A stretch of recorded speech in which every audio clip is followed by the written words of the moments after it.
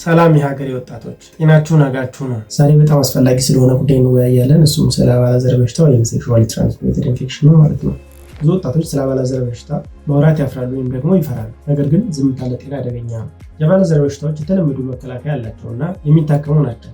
ራስንና መጻኢ ዕድላችንን እንዴት መጠበቅ እንደምንችል አብረን እንማር። የአባላዘር በሽታዎች ምንድን ናቸው? የአባላዘር በሽታዎች በግብረ ስጋ ግንኙነት አማካኝነት ከአንድ ሰው ወደ ሌላ ሰው የሚተላለፉ ኢንፌክሽኖች ናቸው። በእነዚህ መንገዶች ሊተላለፉ ይችላሉ።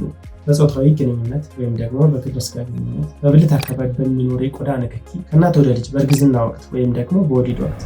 በኢትዮጵያ በብዛት ከሚታዩት የአባላዘር በሽታዎች መካከል HIV፣ ቂጥኝ፣ ጨብጥ፣ ከርክር፣ የጉበት በሽታ ወይም ደግሞ ሄፓታይተስ ቢ ቫይረስ ወይም ደግሞ ሄፓታይተስ ሲ ቫይረስ፣ የማህፀን በር ካንሰር ሊያመጣ የሚችል ሂውማን ፓፒሎማ ቫይረስ። እንደ ዓለም ጤና ድርጅት መረጃ ወጣቶች ለእነዚህ በሽታዎች ተጋላጭ ከሆኑ የማህበረሰብ ክፍሎች መካከል ዋነኞቹ ናቸው። ወጣቶች ለምን በከፍተኛ ሁኔታ ይጋለጣሉ የሚለውን እናያለን።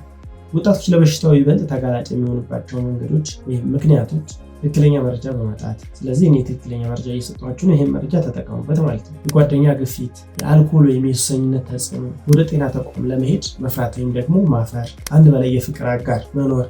ነገር ግን እውቀት ለእናንተ ጉልበት ነው። ስለዚህ ይህን ቪዲዮ እስከ መጨረሻ ድረስ ብትከታተሉ የተሻለ እውቀት እንደምታገኙ ባለሙሉ ተስፋ ነው። ምልክቶቹ ምን እንዲሆኑ እናያለን። አንዳንድ ጊዜ አባላዘር በሽታዎች ምንም አይነት ምልክት ላያሳዩ ይችላሉ። በተለይ በሴቶች ላይ ምንም አይነት ምልክት ላያሳዩ ይችላሉ። ምልክቶች በሚታዩበት ጊዜ ግን የሚከተሉትን ሊያካትቱ ይችላሉ።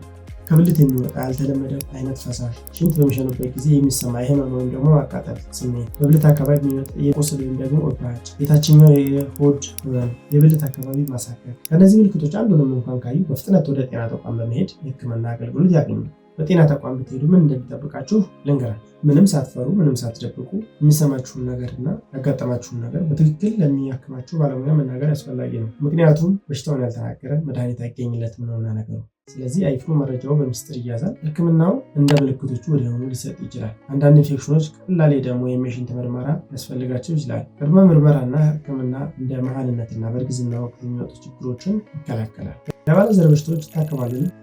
አዎ ይታከማሉ። በባክቴሪያ የሚወጡ አባላዘር በሽታዎች በጸረ ባክቴሪያ ወይም አንቲባዮቲክ መድኃኒቶች ሙሉ በሙሉ ይድናሉ። እንደ HIV እና አንዳንድ በቫይረስ የሚመጡ በሽታዎች ሙሉ በሙሉ ባይድኑም በመድኃኒት ግን መቆጣጠር ይቻላል። ሁልጊዜም ቢሆን የታዘዘለትን መድኃኒት ይጨርሱ። ህክምናው እስኪያልቅ ድረስ የግብረ ስጋ ግንኙነት ወይም ደግሞ ጾታዊ ግንኙነት በማድረግ ይቆጠቡ። አጋሮ ወይም ደግሞ የትዳር ጓደኛው ወይም ፍቅረኛው እንዲታከሙ ይንገሩ። ይህ በሽታው እንዳይመለስ ይረዳል። ራስዎን እንዴት መከላከል ይችላሉ? የግብረ ስጋ ግንኙነት ማዘግየት ወይም አንደኛ በመታቀብ ወይም ታቅቦ በመቆየት ከአባላዘር በሽታ ለመጠበቅ ተማማኝ መንገድ ነው። አንድ ለአንድ ታማኝ መሆኑ፣ ኮንዶምን ሁል ጊዜና በአግባቡ መጠቀም። ኮንዶም የኤችአይቪ እና ሌሎች አባላዘር በሽታዎችን የመከላከል አቅም አለ። መደበኛ ምርመራ በማድረግ በተለይ አዲስ አጋር ካሉት ወይም ደግሞ ጥንቃቄ የጎደለ ግብረ ስጋ ግንኙነት ካደረጉ። ከዛ በተጨማሪ ክትባት መውሰድ። የሂውማን ፓፒሎማ ቫይረስ ክትባት ሴቶችን ከማህፀን በር ካንሰር ይከላከላል። የሄፓታይተስ ቢ ክትባት መውሰድ።